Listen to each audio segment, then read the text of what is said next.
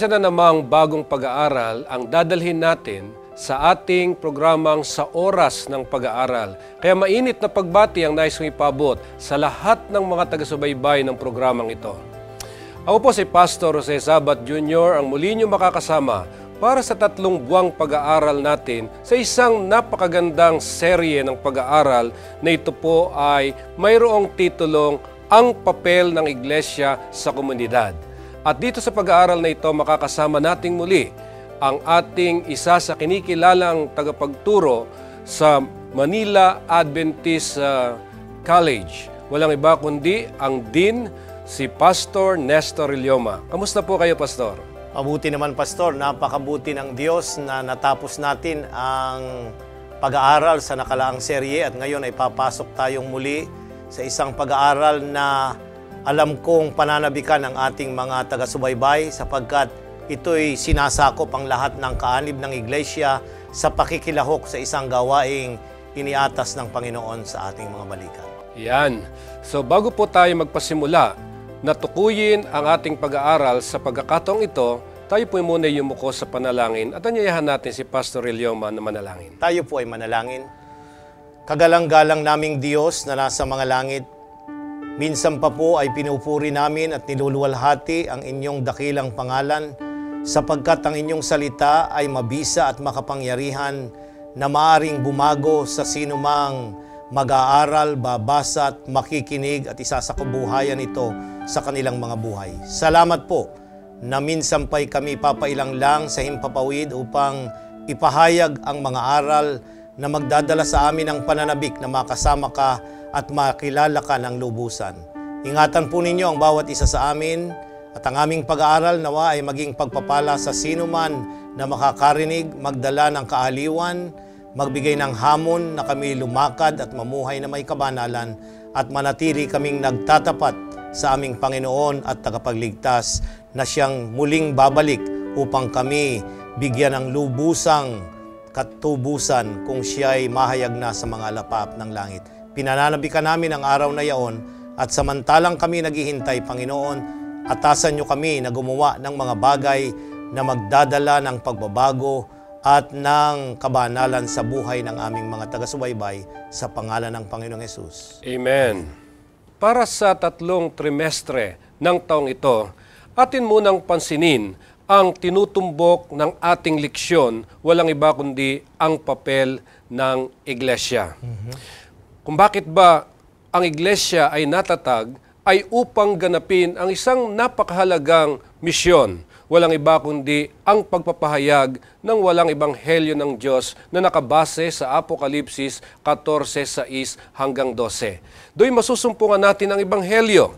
Pero dito maaari nating bigyan ng pansin, ano ba itong ebanghelyo na ito? Ano ang buong ebanghelyo? Ayan, Pastor, binanggit ninyo yung talata na itinala ni Lucas sa Kapitulo 4. Magandang tunghayan natin, Pastor. Talatang 16 hanggang 21. Narito ang sinasabi ni San Lucas sa Lucas Kapitulo 4, 16 hanggang 21. At siya'y napa sa Nazareth na kanyang nilakhan, at ayon sa kanyang kaugalian, siya'y pumasok sa sinagoga ng araw ng Sabat, at nagtindig upang bumasa, at ibinigay sa kanya ang aklat ng propeta Isaias, at binuklat niya ang aklat na nasumpungan niya ang dakong kinasusulatan. Sumasa akin ang Espiritu ng Panginoon, sapagkat ako'y pinahira niya upang ipangaral ang mabubuting balita sa mga dukha. Ako'y sinugo niya upang itanyag sa mga bihag ang pagkaligtas at sa mga bulag ang pagkakita upang bigyan ng kalayaan ang nangaapi upang itanyag ang kaaya-ayang taon ng Panginoon. At binabalumbon niya ang aklat at sinasauli sa naglilingkod at naupo at ang mga mata ng lahat ng mga sinagoga ay nangatitig sa kanya at siya'y nagpasimulang magsabi sa kanila, ngayoy naganap ang kasulatang ito sa inyong mga pakinig. Pastor, narito ang napakagandang tagpo at ito ay yung pasimula ng Galilean ministry ng ating Panginoong Hesus doon sa northern part ng Palestina. Opo. Sa tagpong ito, makikita natin na una, ang ating Panginoong Hesus ay pumasok sa araw ng Sabat sa sinagoga.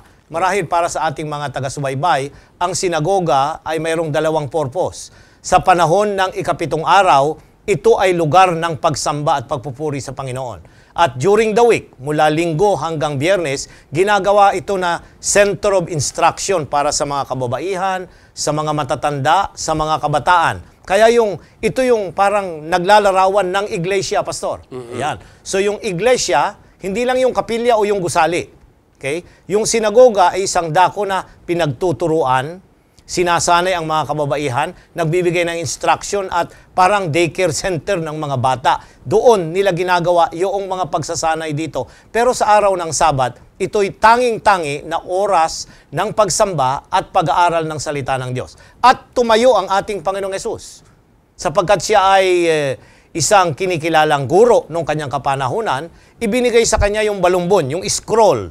At ang ibinigay na scroll sa kanya ay ang sulat ni Propeta Isaiah at ang kapitulo ay 61, 61, at binasa niya yung mga talatang galing sa talatang 1 at 2. At dito, Pastor, ay binaybay ng mga talata kung ano ang magiging tungkulin ng darating na Mesiyas. Yung Mesiyas dito, yung pinahiran. Yun ang ginamit ditong salita eh. Ano ang kanyang gagawing tungkulin kapag siya ay narito sa balat ng lupa? Ating baybayin ang sabi niya rito, sapagkat ako'y pinahiran niya upang ipangaral ang mabubuting balita sa mga dukha. Yun, ang tanong mo kanina ay, ano ang ebanghelyo?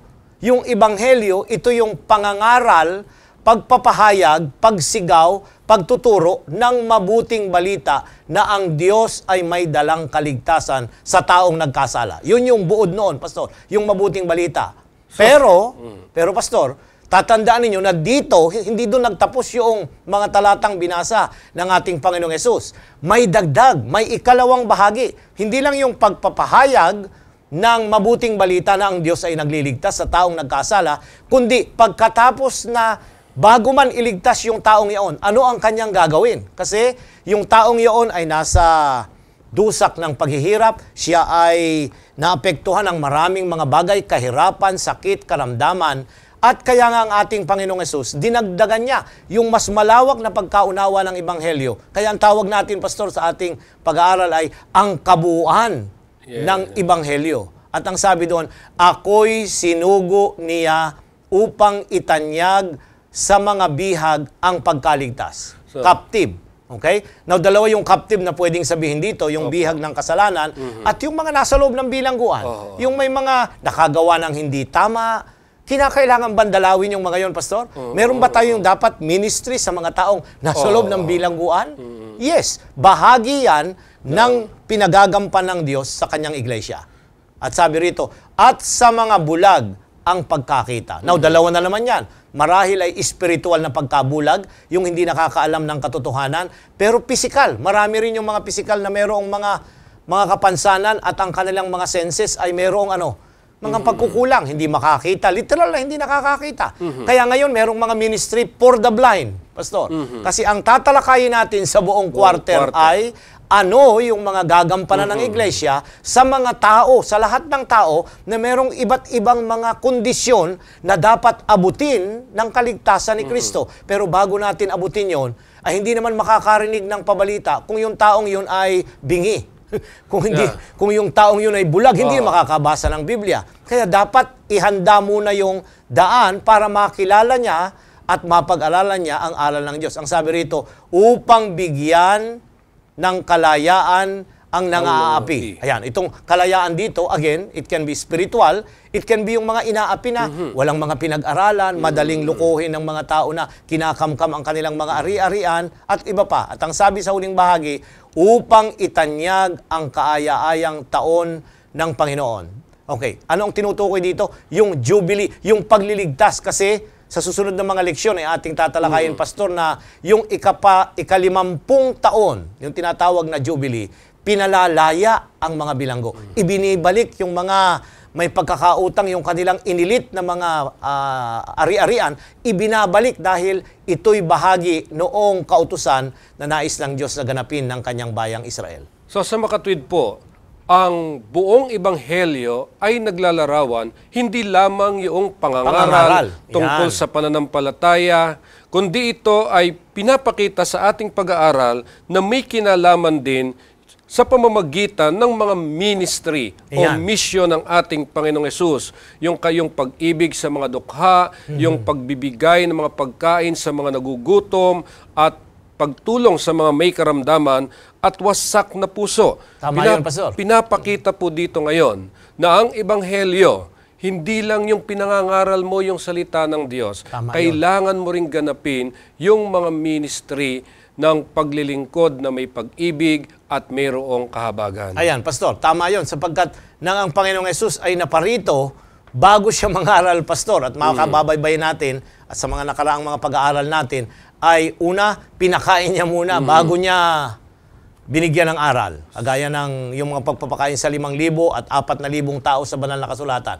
Bago niya sabihin na sumunod ka sa akin, ay ano muna, pinagaling niya yung mga may sakit. Pinalakan niya. Paano nga susunod sa iyo physically, yung pilay? Dapat pagalingin mo. Kaya dito po sa gagawin nating 3 buwang pag-aaral, ipapakita natin ang papel ng iglesia dito sa ating pagdadala ng ebanghelyo ng ating Panginoon. So mga ginigiliw namin mga kaibigan, nakita ho natin yung punto na gusto nating tumbukin para sa mga susunod pang mga pag-aaral. Subalit sa unang serye ng ating pong pag-aaral, layunin naman nating tuklasin yung kahalagahan ng pagsasauli ng lahat ng mga bagay na sinira dahil sa pagkakasala ng tao. So ito ngayon ang unang serye na atin hong pag-aaralan.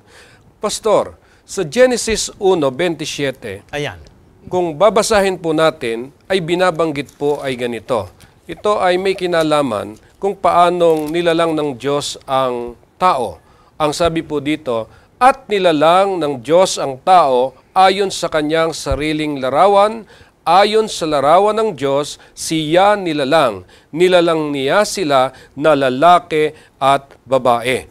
So, ano ho ba yung mali tungkol doon sa sangkatauhan at ang sanglibutang ito, sapagkat yung title ay pagsasauli ng lahat ng bagay. Ibig sabihin, mayroong nasira. So ano ba yung mali sa sangkatauhan at ng sanlibutang ito? Ayun, binasa natin yung susing talata, Pastor, yung Genesis 1:27.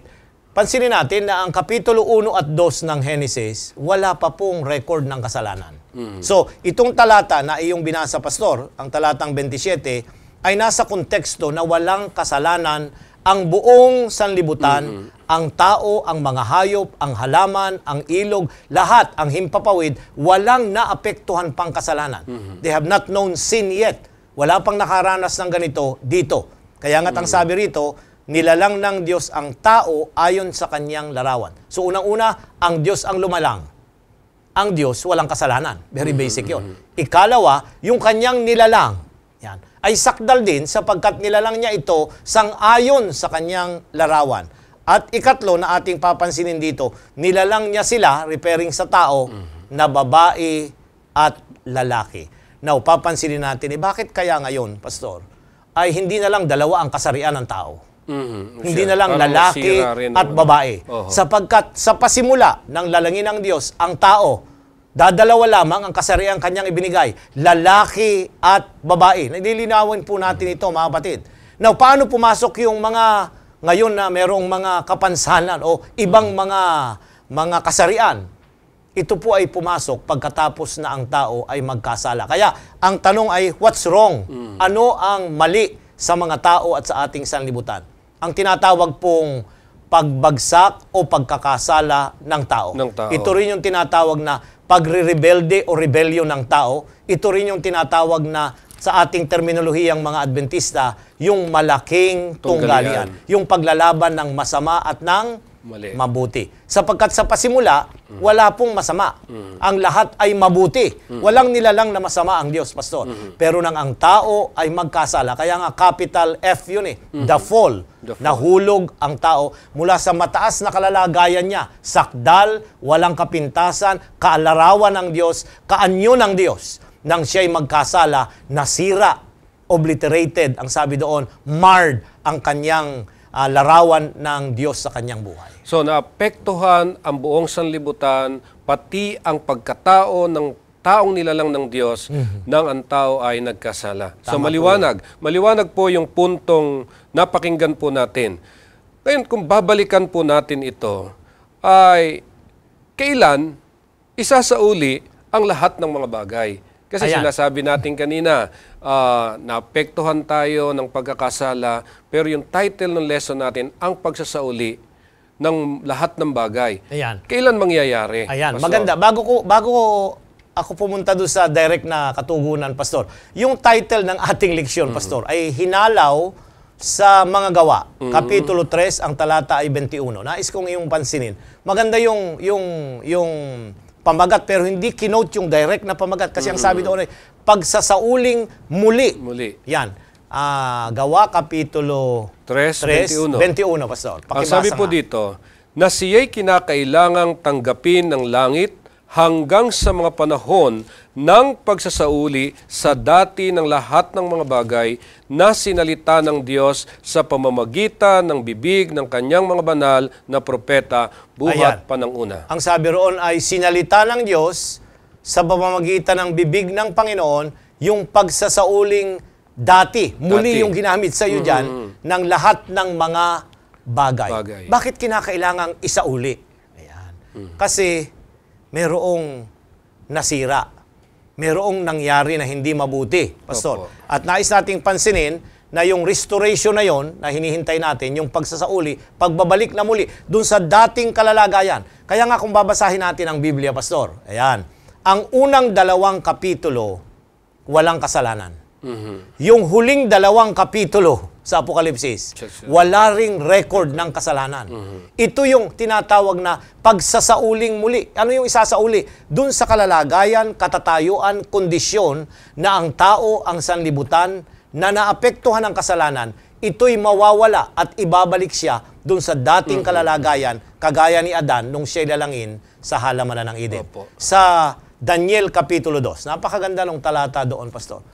Daniel 2:44. At sa mga kaarawan ng mga haring yaon ay maglalagay ang Diyos sa langit ng isang kaharian na hindi magigiba kailanman o ang kapangyarihan man niyaoy iiwan sa ibang bayan, kundi pagpuputol-putulin at lilipulin niya ang lahat ng mga kahariang ito at yaoy lalagi magpakailan man. Ang talatang ito, Pastor, ay bahagi noong sinatawag nating panaginip ni Hari Nabucodonosor. Opo. Ipinakita yung isang malaking larawan na kumakatawan sa mga kaharian ng ating sanlibutan. Nagsimula sa Babylonia, Medo-Persia, Grecia, Roma, at ang na-divide na mga kaharian ng Europa at hanggang sa ating kapanahunan. Ang hinihintay ay yung pagtatatag ng Diyos ng kanyang kaharian na kumakatawan doon sa bato na tumama doon sa malaking larawan na kanyang nakita sa kanyang panaginip. Ito yung tinatawag na pagpapanumbalik.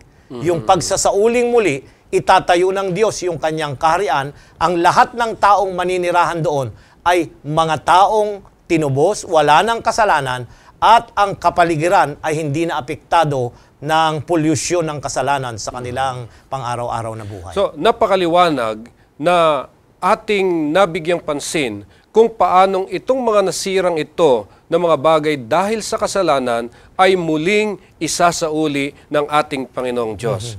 Tingnan po natin yung unang bahagi kung papaano nilikha ang tao. Kung ano ba yung isasauli ng ating Panginoong Diyos. Ayan. Tingnan na lang natin sa paglikha ng tao. Ano po ba ang ibig sabihin ng nilikha ng Diyos ang tao sang-ayon sa kanyang wangis? Ayan, Pastor, bumalik tayo doon sa talata kasi yung talata ay mahalaga na dapat nating maunawan. Talatang 26 at 27. Bagamat nabasa na natin yung 27 ay ating muling balikan. At sinabi po dito, at sinabi ng Diyos, lalangin natin ang tao sa ating larawan, ayon sa ating wangis, at magkaroon sila ng kapangyarihan sa mga isda, sa dagat, at sa mga ibon sa himpapawid, at sa mga hayop, at sa buong lupa, at sa bawat tumuusad na nagsisiusad sa ibabaw ng lupa. At nilalang ng Diyos ang tao ayon sa kanyang sariling larawan. Ayon sa larawan ng Diyos, siya'y nilalang niya sila na lalaki at babae. Now, pansinin natin, Pastor, ang Diyos ang nagsalita dito. Diyos ay nagsasalita. Ang sabi niya ay, lalangin natin ang tao sa ating larawan. May mga iba na, kasi hindi sila naniniwala na ang ating Panginoong Hesus at ang Banal na Espiritu ay naroroon na o kabahagi ng pagka-Diyos ng paglalang. Ang sabi nila, ang kausap ng Diyos dito, anghel. Ang tanong, ang mga anghel ba nilalang sa larawan ng Diyos? Hindi pwede. Kaya nga yung kontekstong yun, hindi pwedeng anghel ang kausap ng ating Panginoon dito. Unang-una, ang mga anghel, wala tayong mababasa sa Biblia na sila'y nilalang na kalarawan ng Diyos. Yan. Ikalawa, ang sabi rito ay ayon sa ating wangis. At mamaya, dadako tayo doon. So, iba yung larawan, iba yung wangis. Iba yung wangis. Ayan. May mga terminolohiya ang Biblia at mamaya ipapaliwanag natin. Ang sabi rito ay nilalang niya sila upang magkaroon ng kapangyarihan sa mga isda. So mas mataas sila. Ang tao ay yung larawan ng Diyos bilang authority ng buong universe, ibinigay niya naman sa tao yung pagiging authority ng lahat ng kanyang creation dito sa balat ng lupa. At ang sabi roon ay bawat umuusad at nagsisiusad at nilalang ng Diyos ang tao ayon, inulit-ulit, sa kanyang sariling larawan. Hindi sa larawan ng iba. Ayon sa larawan ng Diyos, sila'y nilalang niya sila na lalaki at babae. So maliwanag dito na ang pinagtularan ng paglalang sa iyo at sa akin at sa lahat ng mga taong narito sa balat ng lupa ay walang iba kundi ang Diyos na manlalala. Ngayon, binanggit niyo po kanina yung pagkakaiba ng larawan at wangis. Palagay ko dapat natin itong bigyan ng pansin dahil kahit ako minsan nagagamit ko yung wangis at larawan. Ayan. Ano yung pagkakaiba nila? Ayan. Pag sinabi nating image, yung salita ay image, yung isa ay likeness. Larawan at yung isang terminolohiya ay, anong ginamit doon?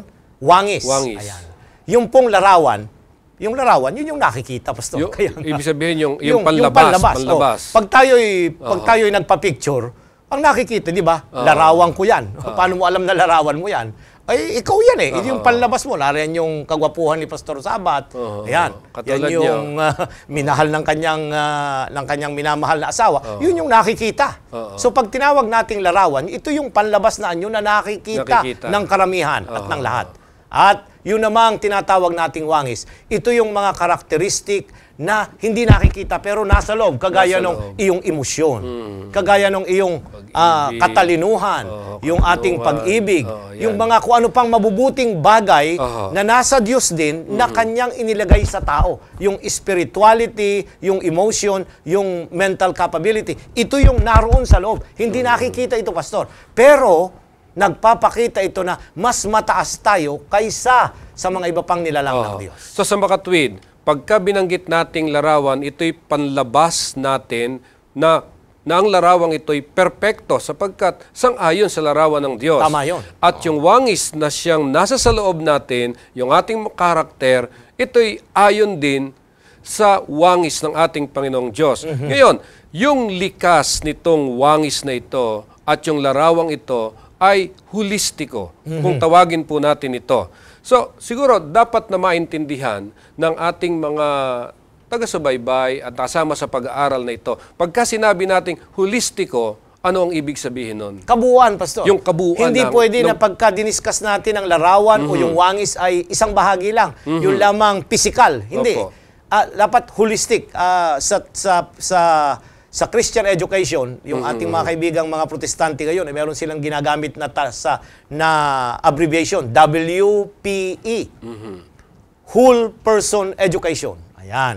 Sa atin namang mga Adventista ay Harmonious Development. Ayan. Ano yon? Yung Whole Person Education, binuubuo ng physical, mental, social, at spiritual na katatayuan ng tao. Hindi mo pwedeng paghiwa-hiwali ito na pag naglalakad ka, physical lang. Na wala kang mental, wala. Hindi Ikaw ay kabuuan.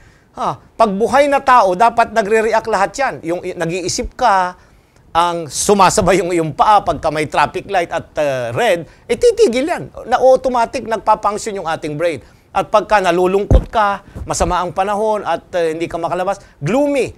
Kabahagi ito, sabay-sabay ito, Pastor. Hindi pwede na, may mga tao kasi na nag-aaral ng Biblia, pinagse-separate nila.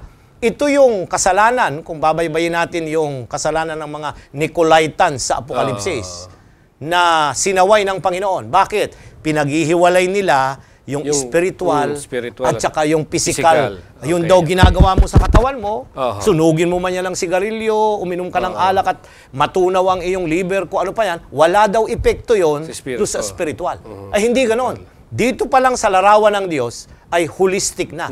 Kabuuang itinuturo ng Biblia na ito ang tao na nilalang ng Diyos. Perpekto sa lahat ng aspect, physical, mental, social, at yung kanyang ugnayan sa Diyos, yung spiritual. So walang kaduda-duda ng itong kabuuan ng tao ay sakdal, sapagkat siya ay nilalang sang-ayon sa larawan at wangis ng ating Panginoon. Ayan, gusto kong idiin ang isang bagay, Pastor, kasi may talatang ginagamit ng ating mga kaibigan na pinaghihiwa-hiwalay ito, 3 daw ang bahagi. 1 Tesalonica. Dapat nating tingnan yan. Yan. Maganda yatang para maunawaan ng ating mga kapatid. Ano ba talaga ang interpretation ito doon sa liwanag ng ating tinatalakay na nilalang ang Diyos sa larawan at wangis ng Diyos? 1 Tesalonica, Kapitulo 5, ang talata ay 23. So, sabi dito, at pakabanalin kayong lubos ng Diyos din ng kapayapaan at ang inyong espiritu at kaluluwa at katawan ay ingatang buo na walang kapintasan sa pagparito ng ating Panginoong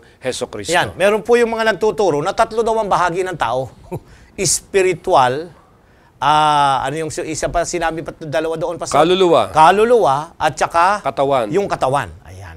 Hindi nila naintindihan na nang banggitin ito ni Pablo, hindi niya sinasabi yung kaisipan ng mga Grego na 3 ang dibisyon natin na tao. Kundi ang sinasabi niya, ito yung kabuuan na binibigyan ng kapayapaan at kaligtasan ng Diyos.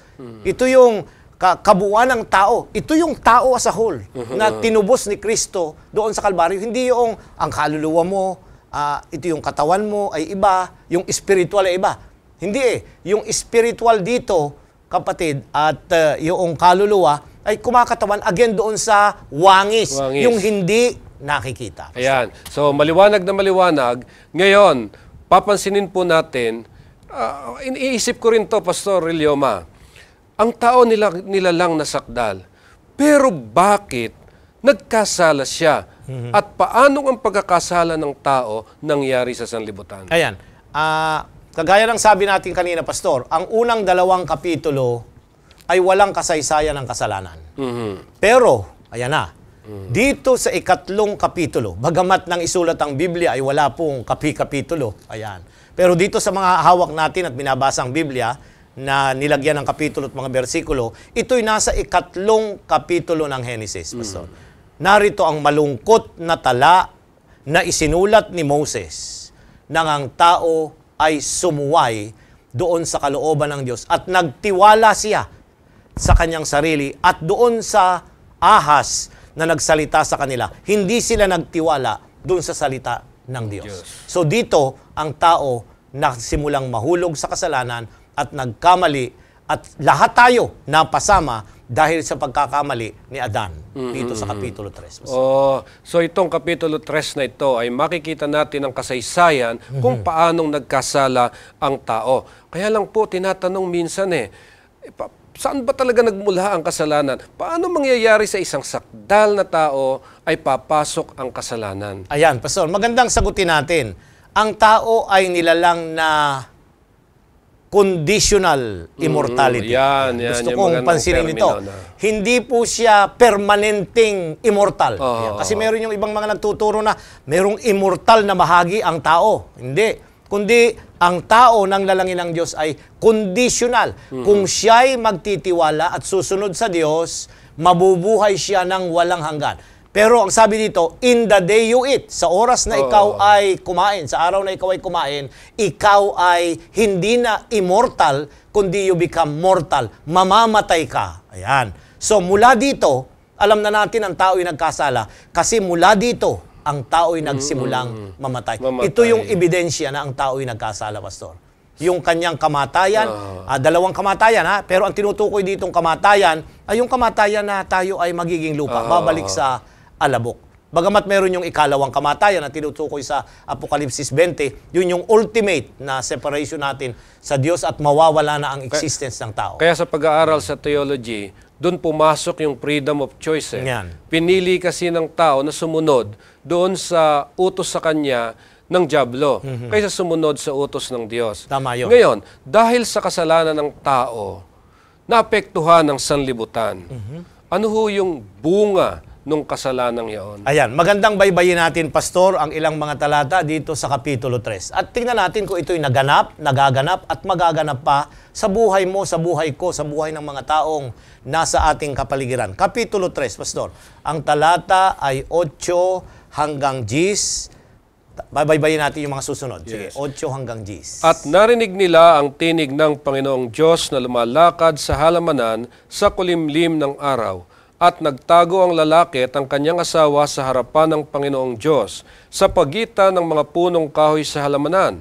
At tinawag ng Panginoong Diyos ang lalaki at sa kanya'y sinabi, "Saan ka naroon?" At sinabi niya, "Narinig ko ang iyong tinig sa halamanan at ako'y natakot sapagkat ako'y hubad at ako'y nagtago." Ayan, Pastor, unang-una sa lahat, nang si Adan at Eva'y magkasala na, kumain sila at sumaway doon sa kalooban ng Diyos na huwag kumain. Ang unang-una, talatang 7 at yung talatang 10, inulit yun, na dilat kapwa ang kanilang mga mata at nakilala nilang sila'y mga hubad. Yan. Pastor, ang unang-una ay ang tao ay nang lalangin ng Diyos ay liwanag ang bumabalot sa kanya. Hindi siya nagsusuot ng kagaya ng ating mga kasuotan. So, Pastor, ngayon ay naging epekto na kaya tayo nagsusuot ng mga damit eh. Ito'y ebidensya na tayo'y makasalanan. Iba yung, bakit tayo nagsusuot ng kung ano-ano?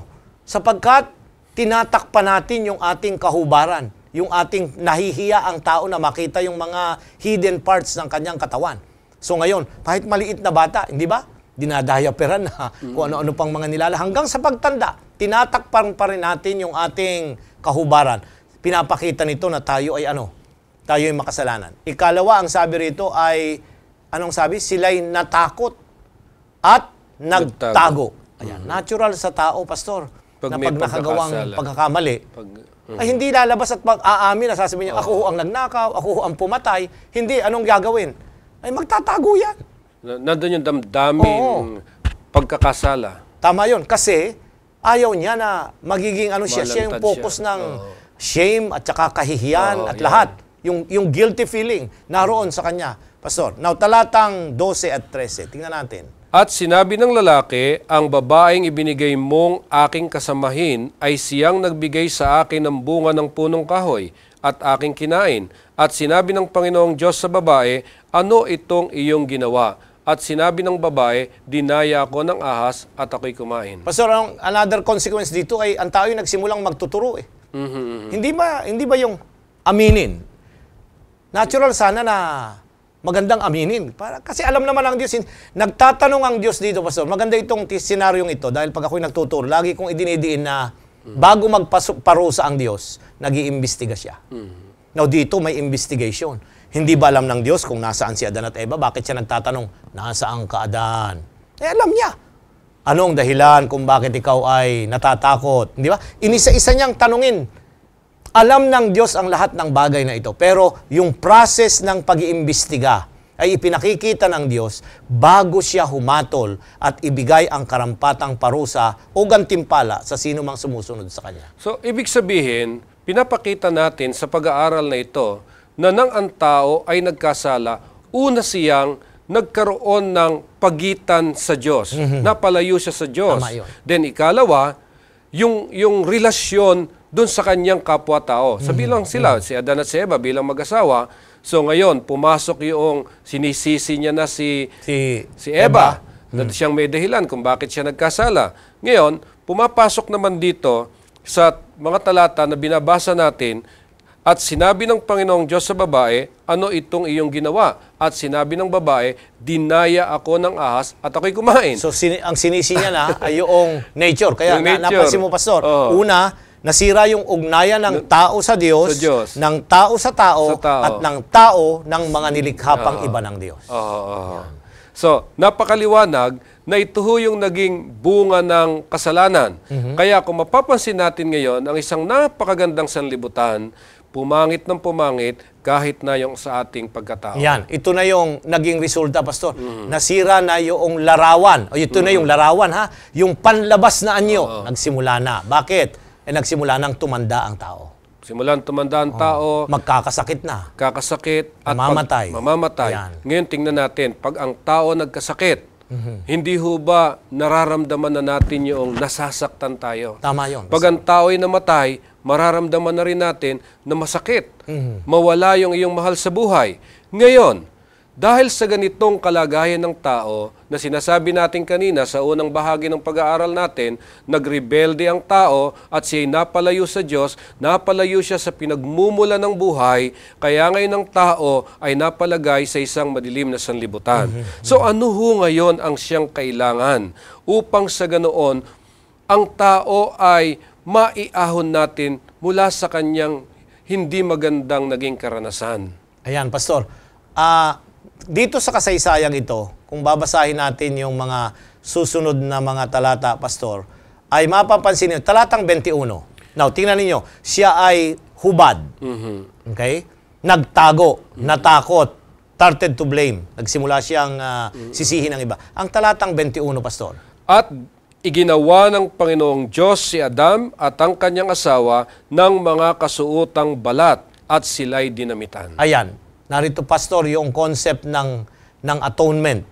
Ang Diyos ang nagtakip sa kanilang kahubaran. Ano ang kanyang ginamit? Pumatay ang Diyos ng isang tupa para kunin niya yung balat at yun ang gawin niyang damit ni Adan at Eva. Napakaganda. Yun ay initiative ng Diyos. Hindi po ito, yung ginawa ng Diyos ay hindi natin pwedeng hatulan na sasabihin natin, bakit kinakailangan niyang isakripisyo yung buhay ng isang tupang wala namang kasalanan? Dapagkat yun ang kinakailangan na kumuha ng ipakita yung sakripisyong gagawin ng kanyang anak na tutubos sa ating mga kasalanan. So, pinahayag ng Diyos ngayon yung katubusan mula doon sa naging pagkakasala ng tao na sinasabi natin ito isang pangpalubag loob. So, kaya tinitingnan ko itong puntong ito na ito na yung Ebanghelyo. Tama yun, Pastor. Ito na yung Ebanghelyo. At kailan nangyari ho ng unang Ebanghelyo ay ipinahayag?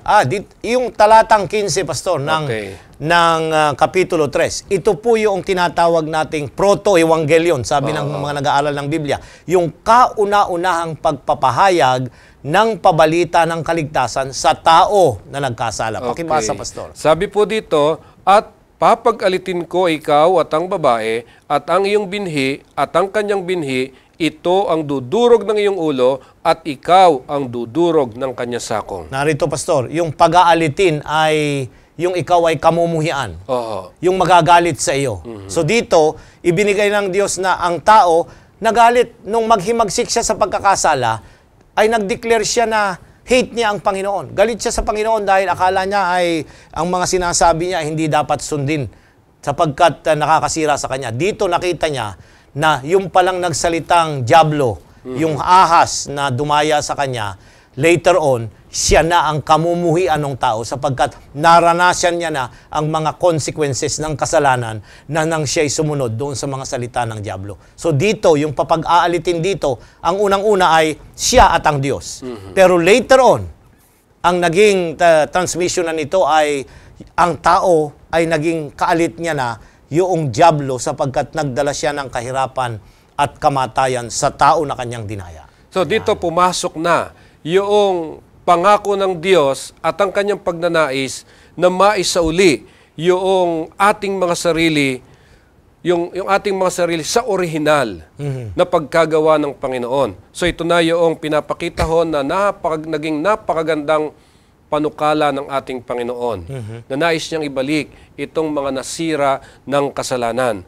Ngayon, paano ang panukala ng kaligtasan ang siyang naging remedyo para sa pagsasauli sa kasakdalan? Ayan, maganda't ginamit yung terminolohiyang plano ng kaligtasan. Pansinin natin, Pastor, na ang plano ng kaligtasan ay ginawa, iplinano, Opo. bago palalangin ang tao. Okay, Ayan, okay. sabi sa Zacarias ay ang konselyo ng kapayapaan, Council of Peace, nang mag-meeting ang Ama, ang Anak at ang Espiritu Santo upang lalangin ang tao at ang buong sanlibutan. Tinanong nila, bibigyan ba natin ng kalayaan o hindi? Bibigyan ng kalayaan, yung freedom of choice. Kung magkamali, makakamali. Alam nila. But God took the risk kung susunod ang tao o hindi. Now, kung hindi at siya'y sumaway at mahulog sa kasalanan, yung plano ng kaligtasan, Pastor, yung active agent in creation, ayan, hindi Ama, hindi Espiritu, kundi yung manlalalang mismo, yung nagsalita, yung berbo, yung word, ang ating Panginoong Hesus. Siya ang kukuha ng lugar ng tao. The active agent of creation will take the place, kukunin ang lugar ng tao at siya mismo ang magbabayad ng kabayaran ng kasalanan. So, maganda na naman yung isang issue na nakita natin dito sa ating lesson. Yung tinatawag na panukala ng kaligtasan. Nabanggit niyo po na ito ay pinanukala na bago pa magkasala ang tao. Ibig sabihin, ang Diyos may remedyo na kung ang tao ay magkakasala. Tama yun, Pastor. Sabi ng iba, hindi kaya nagkaganyan kasi May plano. may plano na. Hindi ang Diyos ang dapat sisihin doon, Pastor. May contingency plan. Di ba kahit sa atin, ngayon ay, sasabihin nila, may bagyo. Wala namang bagyo. Pero may contingency pag dumating ang bagyo. Hindi ka nakangako anong gagawin mo. Pag may earthquake, meron ng mga drill na nangyayari. Di ba ngayon, prescribe kahit sa paaralan, ay ngayon ay pinapipilit na may fire drill, may earthquake drill, may typhoon preparation. Ganon din ang Diyos ay naghanda sapagkat may posibilidad. Is there a possibility? Yes, may posibilidad na ang tao ay mahulog sa kasalanan dahil binigyan niya ng pagpili, yung freedom of choice, Pastor. Yan. So, ano ho yung remedyo na o yung panukala ng kaligtasan? Ayan, ang plano ng kaligtasan, imbis na ang tao ang mamamatay, ang manlalalang, ang active agent, yung kordero ng Diyos. Yung binalatan dito at kinuhanan ng balabal, yun yung kukuha ng kanyang lugar, magkakatawang tao, sapagkat ang Diyos ay hindi pwedeng mamatay, magkakatawang tao at mamumuhay na kasama natin at pagkatapos ng ilang taon ng pamalagi sa lupa, ibabayubay doon sa krus. Subalit muling mabubuhay na matagumpay para ikaw at ako'y tuluyang iligtas sa kasalanan. So, ito na yung alam na alam nating lahat na tumutukoy sa ating Panginoong Hesukristo. Merong binabanggit po si San Pablo, kung titingnan nyo lamang dito sa Galatia 4:19, sabi dito, maliliit kong mga anak na muli kong ipinagdaramdam sa panganganak hanggang si Kristo ay mabadha sa inyo. Ayan. So, ang ibig sabihin, ang ating Panginoong Hesus, siya yung ipinangako na tagapagligtas, yung remedyo, yung sa plano ng kaligtasan upang tubusin ang tao. Ito yung daan na isasauling muli, Pastor, ang lahat ng bagay na nawala dahil si Adan ay nagkasala, sampu ng lahat ng mga tao. So, ibig sabihin, ito yung papel ng Panginoong Hesus na kanyang gagampanan upang maisauli yung nasirang wangis ng ating Panginoong Diyos. So, ngayon, paano ho natin to iuugnay sa papel ng iglesia? Kung ngayon, nalaman natin lahat na mula pa ho sa pasimula ng ang tao ay nagkasala, naapektuhan ng sanlibutan, subalit ang ating Panginoong Diyos ay napakabuti, pinangako ang kanyang anak, ang ating Panginoong Hesus, na siyang nabayubay sa cross upang tubusin tayo sa pagkakasala at yung papel na kanyang ginampanan ang magsasauli muli sa ating orihinal na pagkatao. Ngayon, doon sa pinag-uusapan natin para sa pag-aaral natin sa loob ng 3 buwan ay ang papel ng iglesia. Ayan. Paano natin iuugnay yung papel ng iglesia doon sa ginampanan ng ating Panginoong Hesus? Ayan, linawin natin, Pastor, ha? Ang tao ang nagkasala.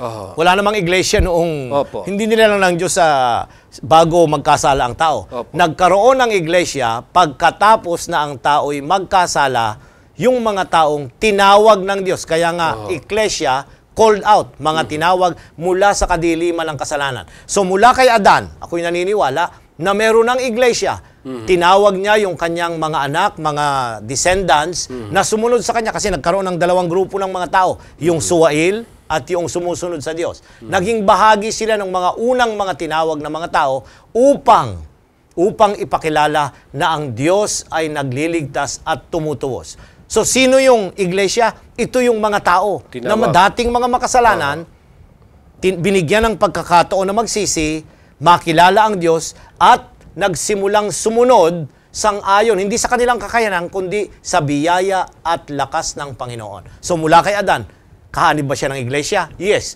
Sapagkat yun lamang mga nasa loob ng iglesia, Pastor, ang ililigtas ng Diyos. Ayan. Mula doon, sa lumang tipan, nagpapatuloy hanggang sa ating kapanahunan. So, ito ba'y may kinalaman doon sa itinatag ni Jesus na iglesia?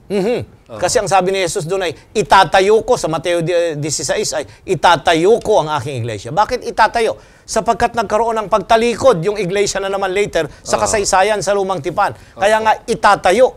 Okay? Muli niyang ibabangon ang ibig sabihin ng iglesia na magpapatuloy na gampanan yung kanyang inihabiling responsibilidad na, unang-una, kagaya ng sabi natin kanina, isigaw, ipahayag ang pabalita ng kaligtasan, subalit ipakita rin yung pag-ibig at awa ni Kristo sa pamamagitan ng paglilingkod sa mga tao. So nagiging napakaliwanag nitong ating pag-aaral. Ang iglesia ay itinatag ng Diyos hindi lamang para ipangaral yung tungkol sa pananampalataya at kaligtasan, kundi gampanan ng isang napakahalagang ministry o gawain ito para makita kung ano yung iyong pinangangaral. So, ngayon ho, tinitingnan ko dito yung tinatawag nating ministry na siyang nakakapag-sauli sa atin hong mga nasiran dahil sa kasalanan. Yan, maganda yung term na ginamit sa English, Pastor. Restorative ministries. Yan. Mga pagsasauling muli na mga ministeryo o paglilingkod. Yan. At ito'y magpapatuloy na maliliwanagan natin dahil babaybayin natin yung karanasan ng ating Panginoong Hesus nung narito sa lupa. Pero in general, Pastor, ito yung mga ginagamit ng iglesia.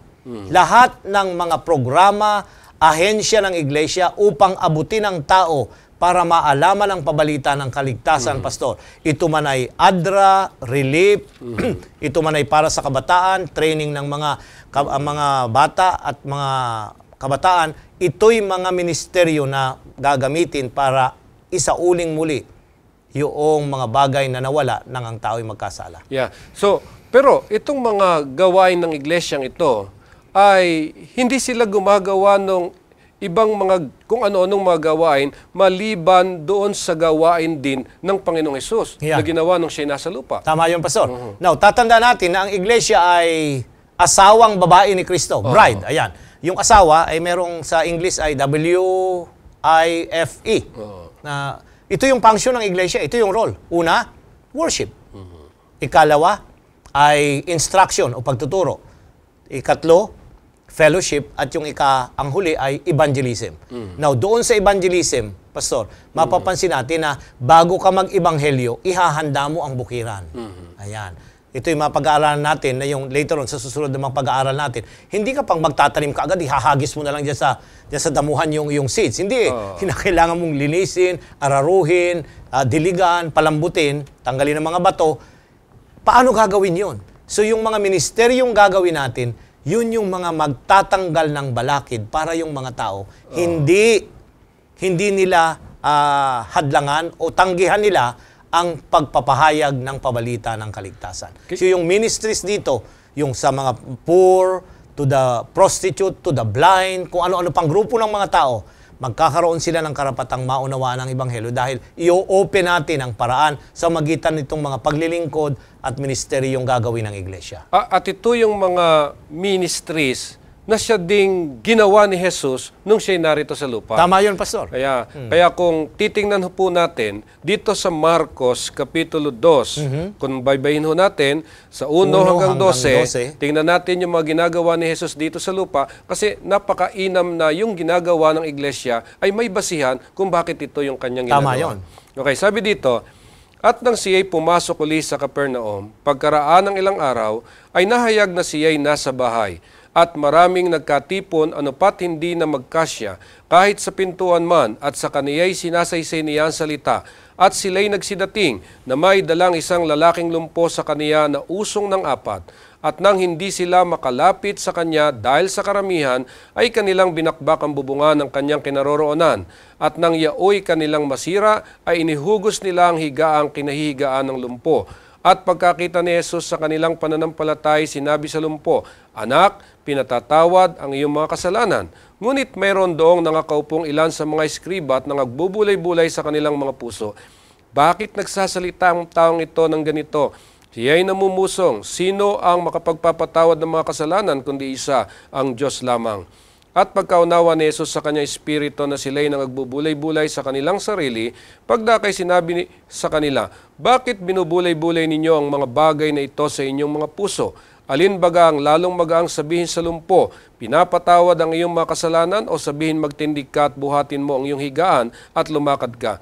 Datapwat, upang maalaman ninyo na ang anak ng tao ay may kapamahalaan sa lupa na magpatawad ng mga kasalanan, sinabi niya sa lumpo, sa iyo ko sinasabi, magtindig ka, buhatin mo ang iyong higaan at umuwi ka sa bahay mo. At nagtindig siya at pagdakay binuhat ang higaan at yumaon sa harap nilang lahat. Anupat na nagtaka silang lahat at nilulwalhati nila ang Diyos na nagsasabi, kailan may hindi tayo nakakita ng ganito. Narito, Pastor, ang tagpong ito ay nagpapakita dun sa role ng iglesia dito sa tagpong ito. Opo. Yung may sakit, sino ang nagdala kay Jesus? So unang-una, sino ang maghahanap nitong mga taong ito? Ang iglesia. Ang iglesia. Ikalawa, sino ang nagbutas? Sino ang nagdala dun sa bed, nagbutas, nagbaba? At siguro ay yung panganib na umakyat pa sila doon, ay baka sila mahulog doon. They took the risk. So may mga tao na willing na gawin ang kanilang responsibilidad para matulungan at mailapit ang isang tao kay Kristo. Anumang paraan yan. Ito ang ginamit nila, binutas yung bubong. Ay, hindi ko alam kung siguro isa rin sa mga alagad ang may-ari. Dahil kung hindi, ay baka sila magkakaroon ng problema dito, outside of the story na yun. Pero, nang butasin yon, ang purpose ay gusto nilang, kasi hindi sila makalapit kay Jesus. Kaya nga gumawa sila ng paraan para mailapit si Jesus at ang kanilang ginawang paraan ay yung bagay na yon na ibaba yung lumpo mula sa bubungan. Hindi doon sa natural na way na sa pintuan. Gumagawa sila ng mga special na paraan.